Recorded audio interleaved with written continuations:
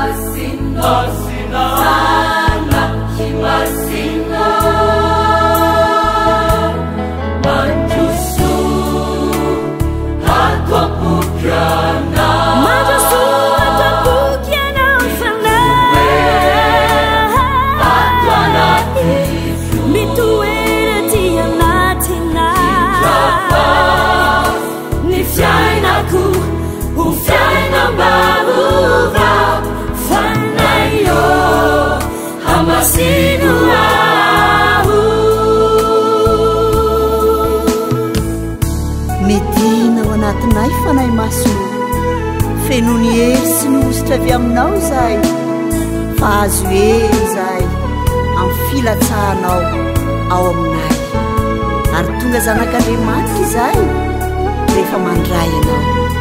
O fanahy masina, mampaherezanay, manjaka oponay fanahy masina, ary ianao no sakaiza tsy mahafoenay. Fanahy masino, mireketa ato am-poko. Fanahy masino, hamasino aho.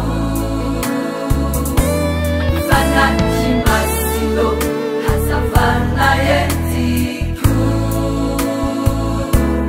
Fanahy masino, afony fanahy